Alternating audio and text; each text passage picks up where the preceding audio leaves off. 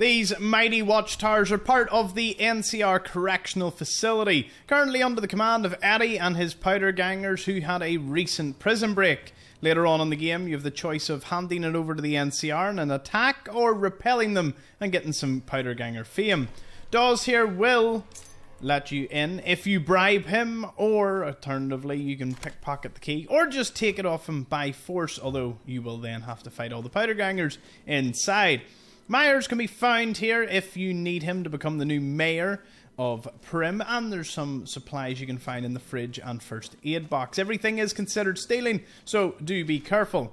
There are 3 notable buildings: Cell Block A, beside it Cell Block B, and of course the main administrative building. Inside you'll find Eddie and the doctor.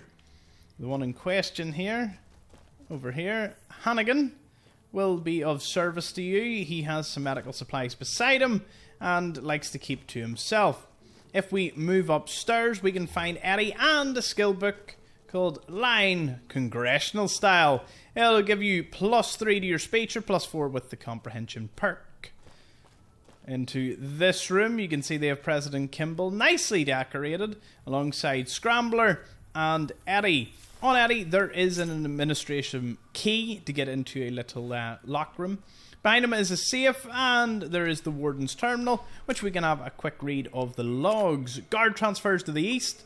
They're transferring away 3 more of my men. They tell me it's all to keep the situation at the dam under control, but what about this place? The situation here has become dangerous for my men and I. I know it, my men know it, and the prisoners know it. It's only a matter of time before something happens. Comments on Caesar's Legion's threat. I've seen the reports of this so-called Caesar's Legion.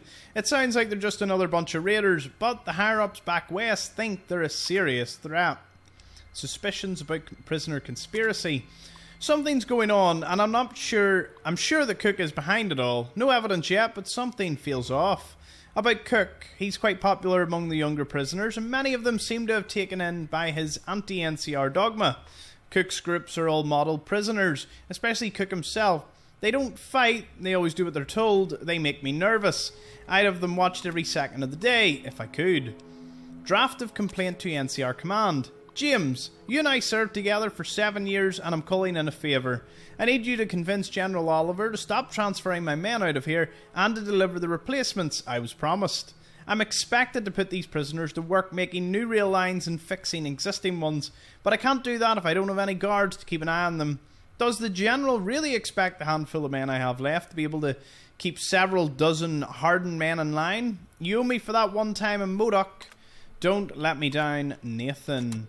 Obviously, Cook ended up forming a gang and taking over the entire prison using the dynamite they had been provided. Speaking of dynamite, there's an explosive crate here that usually contains quite a few things for you and plenty of ammunition to continue your spree. Now, if we head back on down, we'll go to Cell Block A and Cell Block B, where we can get a schematic for the powder charge, and I'll show you where their other merchant is. The last thing we will be going to afterwards is this watchtower here, for a little Easter egg. Always love to throw that in videos like this.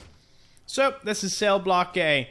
Each room is just full of bunks that you can sleep in if you want to get a bit of shut-eye. This cell, however, contains a grenade box, Patriot's cookbook, armour, and lots of ammunition and mines, so be sure to visit that. The other ones are just bunk beds. Over onto Cell Block B. This is where you can find Carter, one of the few merchants that you can find in the area, and he sells an array of equipment. He's also got on him the Cell Block B key, used to get into this room, which contains the schematics for the powder charge, which is pretty neat. Metal boxes containing various amounts of loot and scrap for you to take. Now, each watchtower has a powder ganger keeping watch, as well as some items. But this one, over to the far east, has something rather odd at the top of it. For comparison, I'm going to take this empty soda bottle up with me so you can kind of see.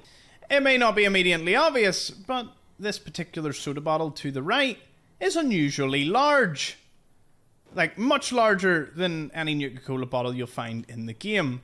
Quite a humorous sight. It's also one that you can take without stealing. There is various ammo and other bits of equipment lying about, but you will need to sneak it around the powder ganger, unless you just want the unusually large bottle. Just take it and you can walk it off. I think once it's added to your inventory, it becomes a normal sized one, so bear that in mind. That concludes the correctional facility. Of course, it is located just southeast of Good Springs, and surrounding it is each of the powder ganger camps, north, south, east and west. It is west of the Repcon test site, but there is a massive mountain in between, so you cannot access either site from one another. Thank you for watching.